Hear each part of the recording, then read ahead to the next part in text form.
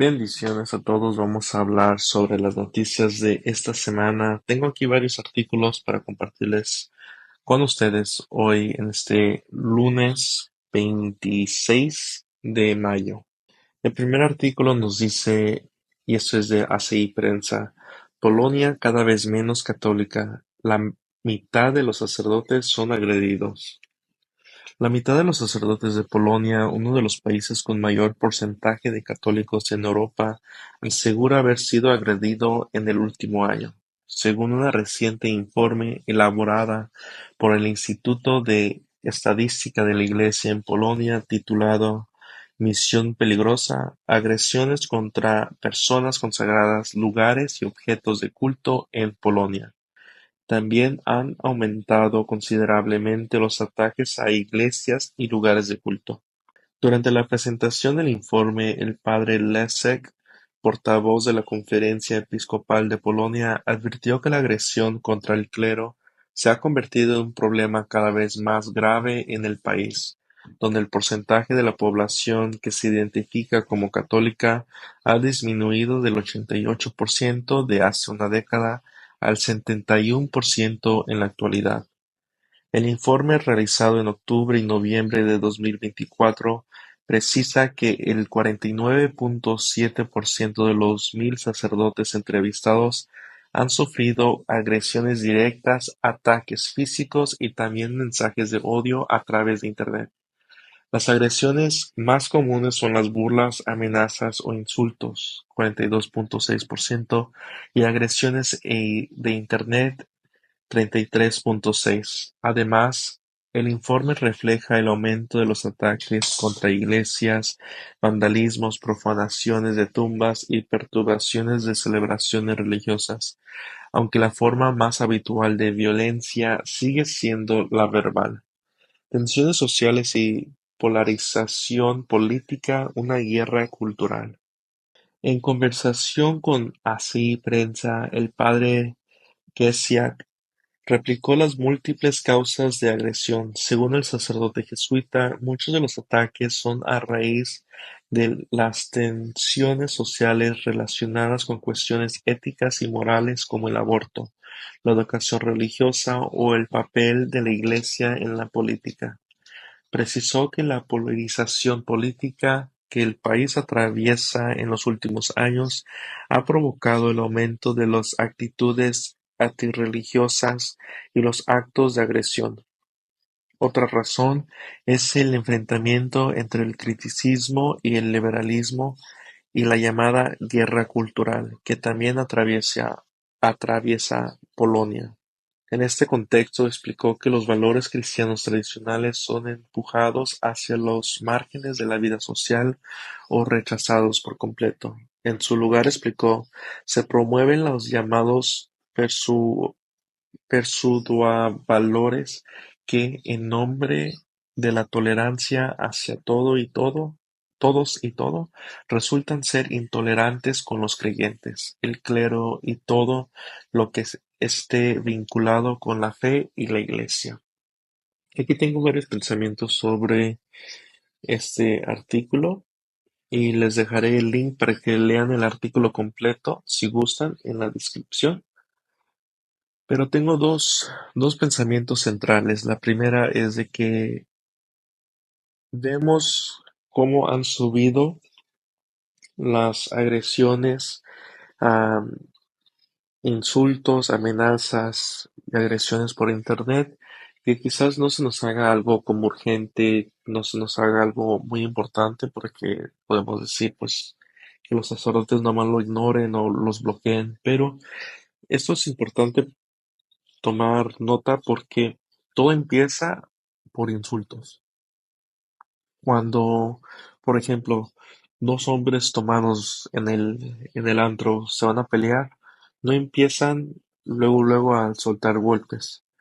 Toda pelea siempre empieza verbal. Primero empiezan con los insultos, se va escalando y después ya empiezan a soltar los golpes. Y es lo mismo que pasa en todo lo demás. Primero, las grandes señas de que va a haber una persecución religiosa es esto, que que hay agresión verbal. Primero empieza por lo verbal y después, si eso no se controla, si eso no se reduce, llegará a violencia física, que es lo que no queremos, ¿verdad? Entonces, eso estamos hablando en Polonia, pero lo quise mencionar porque no solamente lo vemos en Polonia, sino lo vemos en todas partes. Lo vemos en Estados Unidos, lo vemos en Canadá. Yo estoy en Estados Unidos y se ve frecuentemente, se escucha frecuentemente sobre vandalismos. No hace mucho alguien, un laico o alguien que estaba asistiendo a misa en la hora de la consagración, me parece, corrió para querer agredir al sacerdote en plena misa. Entonces esto lo estamos viendo más y más frecuente y primero se empieza con las palabras y si se tolera la violencia verbal, después se convierte en actualidad en violencia física.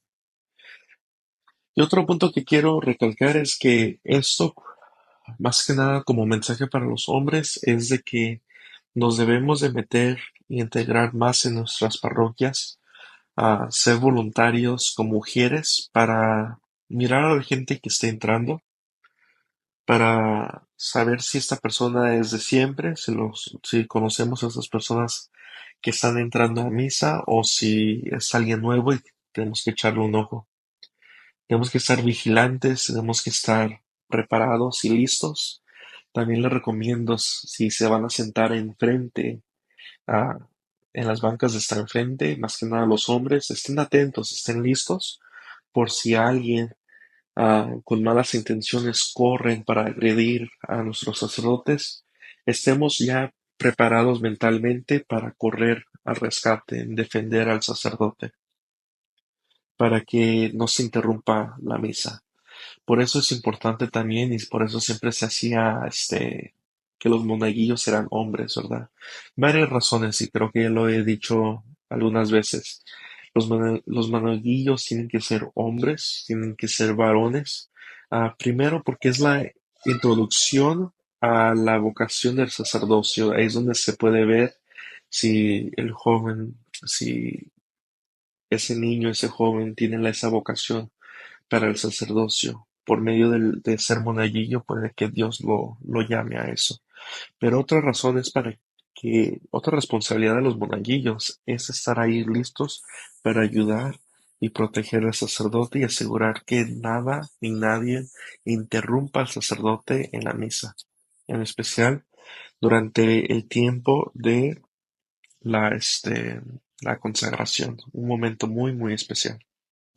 Siguiente artículo que tenemos es también de Así Prensa, dice, ante nuevo proyecto de ley de aborto, episcopado chileno llama a custodiar la vida por nacer.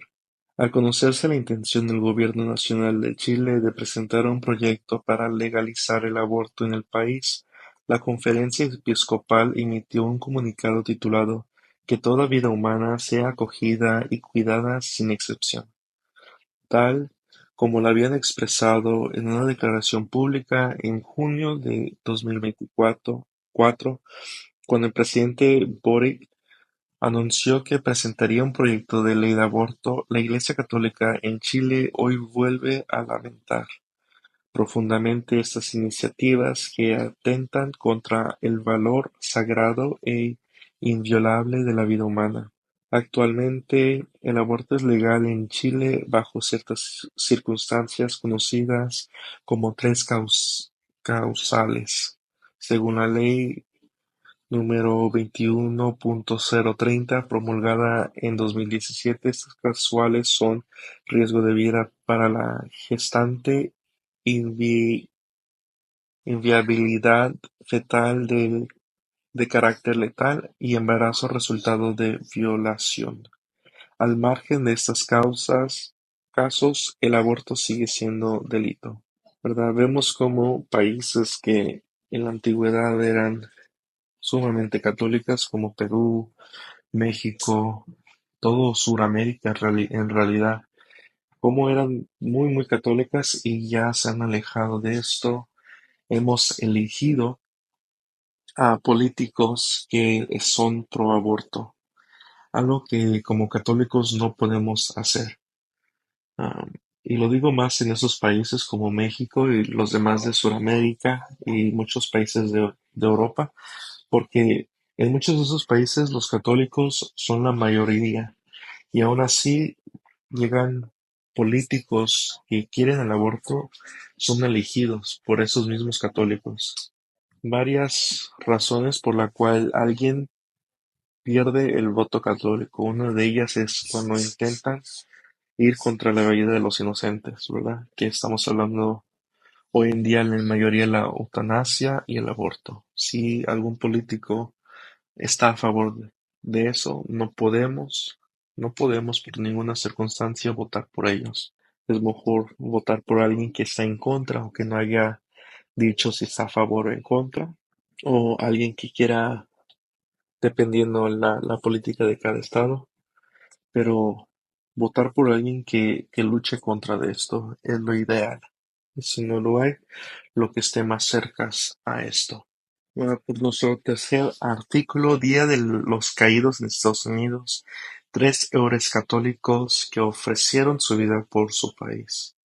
Este lunes se celebra en Estados Unidos el Memorial Day o Día de los Caídos, un día dedicado a honrar a los miembros de las Fuerzas Armadas que murieron en combate. Entre los héroes reconocidos se encuentran valientes católicos cuya fe integraron, dejaron un legado de sacrificio y amor al prójimo. Y aquí está una de ellas, Padre Emil Capun. Nacido en 1916 en Townsend, Kansas, fue ordenado sacerdote en 1940 y se convirtió en párroco en su localidad natal. Durante la Segunda Guerra Mundial sirvió como capellán en India y Birmania y continuó su formación en Washington, D. C. antes de ser enviado a Corea. En noviembre de 1950, durante la batalla de Unsan, asistió incansablemente a los heridos y salvó a muchos de ser capturados. Voluntariamente se quedó con los heridos, incluyendo un soldado chino que luego ayudó a negociar una rendición. Capun fue capturado por tropas norcoreanas y chinas. Como prisionero de guerra, cuidó a los soldados estadounidenses capturados, curando sus heridas, consiguiendo alimentos y organizando grupos de oración, lo que le convirtió en una leyenda. Murió en el campo de prisioneros el 23 de mayo de 1951.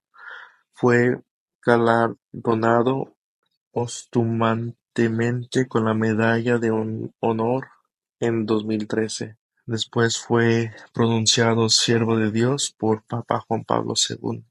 Nuestro padre Vince Robert Copando Dano nació en Staten Island, Nueva York, hijo de inmigrantes italianos. Ingresó al seminario de la Sociedad de Vida Apostólica Catholic Foreign Mission Society of America, conocido como Marino, y fue ordenado sacerdote católico en 1957. Luego sirvió como misionero en Taiwán y Hong Kong hasta 1965. Posteriormente se convirtió en capellán en la Marina de Estados Unidos y llegó a Vietnam en 1966 para servir durante la guerra. Con el rango de teniente, participó en 7 operaciones de combate, asistió a los heridos en la campa de batalla durante la Operación Swift el 4 de septiembre de 1967. Fue herido gravemente, pero continuó ayudando a los marinos. Murió protegiendo a un marino herido, recibiendo 25 heridas de bala.